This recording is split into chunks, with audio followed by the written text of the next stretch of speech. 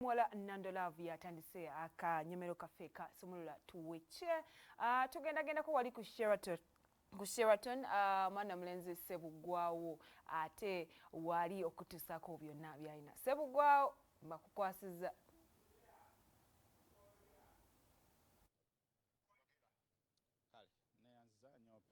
tena watula ku BBS Finance Suleiman Sebugwawo era nga akadde kano nkuweza buterevu nga sinza no ku Sheraton Hotel mu Kampala ate wengendo kubanga negative ko mu namateeka George Musisi twongera okuwayamu ku nsonga oli aweza abantu abenjawulo ate munange ababadde basibibwa mu makomera ag'enjawulo ne babanga bagulwako emisango kyokka oluvannyuma obasimbibwa mu kooti ate emisango gino gibagibwako awatali kugamba nti bavunaaniddwa oba basaliddwa omusango gwonna. Kanso twaga tutunulira abantu bano abenjawulo betulabyeko naddala mu ggwanga actually abasinga babadde mu misango ng'egy'okwekalakaasa babatwala babasiba kumpi ennaku 6 ne bava ne babatandika emisango bagibaggyeko etteeka lyogera ki ku bantu bano kye kibakiddako gye bali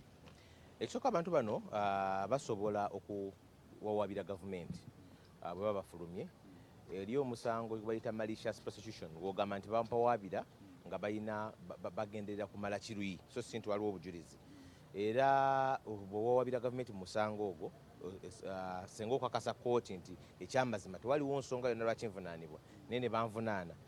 basobola okuliirira abantu abasinga tebakikola kubanga ogusinga omusango gwo olina okulaga nti tewaliwo nsonga yonna envunaanya naye abasinga olw'okuba nti waliwo ensonga oba oliawo waliwo okuteebereza tebagenda mu maaso nakuwaba misango egyo kyendowooza nti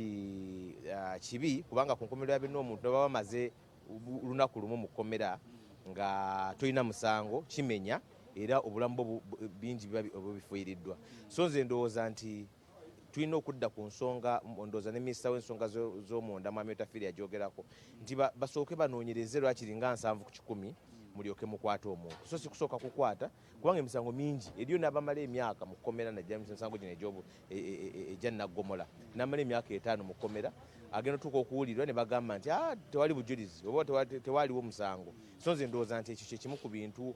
ebisinga okulinnya eddembe ly'obuntu mu Uganda. Kanso mwe bannamateeka mugenda kikola ki oba muteeseteeza mu gy'okuyamba mu Uganda kubanga abantu bo bangi ebyaddala nga abamu bagamba nti basibwa n'okusibwa because omuntu omu ayagala babatereka eyo nga talina nsonga nkulu lwaki babasiba mwe mulina nteekateeka ki oba etteeka mugenda kukola mutya okulaba nga muyamba ku bantu naddala singa wabaawo omusango gwonna oba okunoonyereza omuntu anasooka anoonyerezebweko bafune obujulizi balyoke bamuvunaane.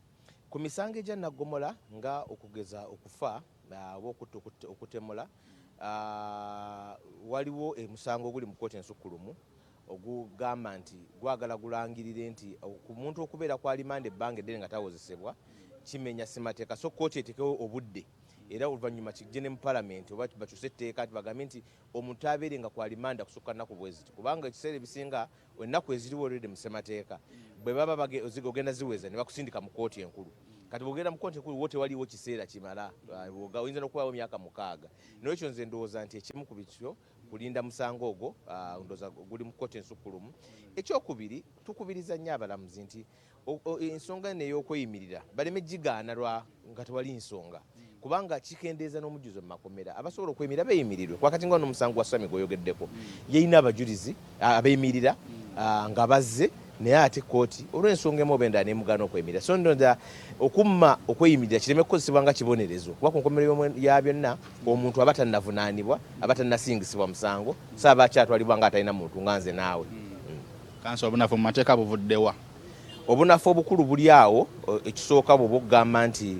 emisango giri gyenagoma gye nkugambye gino egya wansi gyo ebiseera bisinga balamuzi oluusi bebagaana ensonga y'okweyimirira nga oba oliawo tebalina nnyo nsonga ze bayimiriddeko kubanga okweyimirira nga begambye tekulina kubanga etteeka libawo obuyinza naye oluusi wabeerawo obukwakkulizo obuleetebwa nga bwolaba juzi abantu ba FDC Katonga adde batambula era state atoni adde agambye nsabayo obudde tusooke tufune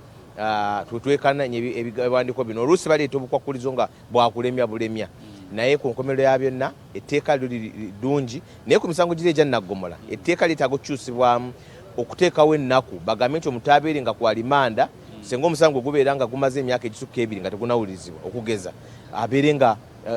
ayimbulwa kiteeko akazito ku gavumenti okulaba nga webe kuvunaana ereeta obujulizi bakuvunaani baleme kubeera mu makomera ng'ekibonerezo. Tuyanza nnyo Kanso. Tuyanza nnyo Suleiman. Kale BBS Final ko kyali nze Suleiman Sebugwawo nkoze ne Robert Kalemera okuba nga tukutusaako ebifaananyi byonna byonna bikyagenda maaso n'ensonga ez'enjawulo ezitambula mu ggwanga tugenda kwongera okuba nga tukikulondolera okuzituusaako mu mpeereza zaffe eziddako amawulire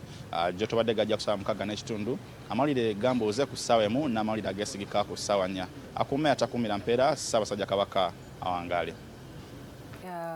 Tuweyanziza nnyo tuweyanzege mwami Ssebuggwawo. Kale tuleka abantu bano peni